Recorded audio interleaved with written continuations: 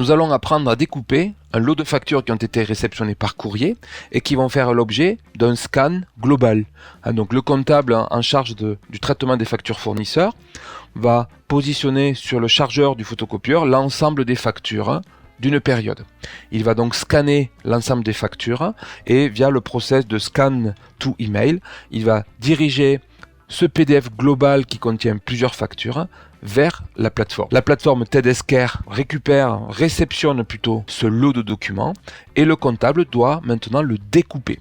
Donc ce découpage est obligatoirement manuel, d'accord, puisque des factures doivent être assemblées ou désassemblées en fonction de la structure du fichier. Regardons pour découper cet ensemble de factures qui a été réceptionné et qui ont été scannées d'un seul coup, si je peux dire, par le comptable. Alors, cet écran est très simple. Sur la partie gauche, on a l'ensemble des pages qui composent le PDF qui a été scanné. Sur la partie droite, on a le visuel de chacun des documents.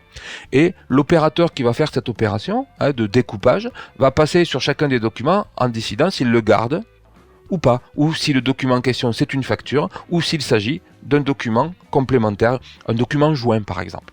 Donc là en l'occurrence on voit que ce document c'est bien une facture, eh bien je vais passer au document suivant, et ce document suivant, on voit bien que ce n'est pas la suite de la page qui le précède, je vais donc informer la plateforme TEDxCare que je dois découper, je dois mettre une rupture en disant le document, je commence un nouveau document.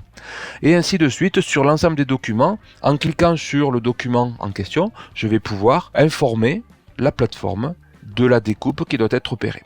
Me voilà à la page 4, vous voyez c'est un traitement qui est relativement rapide et simple. La page 4 n'est pas la suite de la page 3, c'est bien un document. La page 5 ce n'est pas la suite de la page 4, etc. etc. Jusqu'au moment, peut-être on va arriver sur un document, tiens en voilà un, qui lui-même est une nouvelle facture par rapport à la page 5 qui la précède, donc je déclare un nouveau document.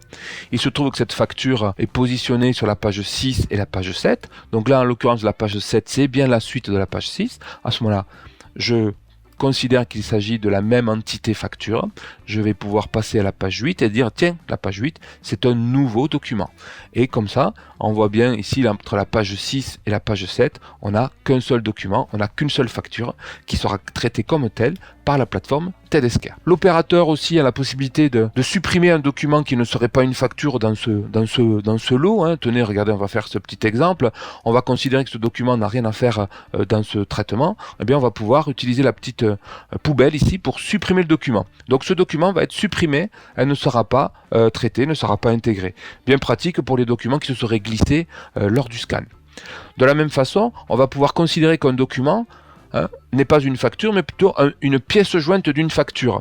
Regardez, là je suis page 9 et 10, très bien, vous avez compris le principe, je découpe le document numéro 2, et je pourrais considérer que la page 12, c'est une pièce jointe de la page 11, ou la page 13, tiens, on va faire la page 13, elle serait un document joint. Donc là, pour le coup, rien de plus simple que de considérer que ce document, donc je l'individualise d'abord, d'accord, je vais ici, je l'individualise, et puis je vais le définir comme étant une pièce jointe de la facture qui le précède. Un document joint, tac, je le définis comme une pièce jointe, elle apparaît ici. Une fois que le traitement est terminé, que toutes les pages ont été identifiées, toutes les pages qui composent les factures ont été identifiées, je vais cliquer sur le bouton transférer pour que ces documents soient traités individuellement sur la plateforme et pour que le comptable puisse mettre en œuvre tous les workflows de validation des dites factures.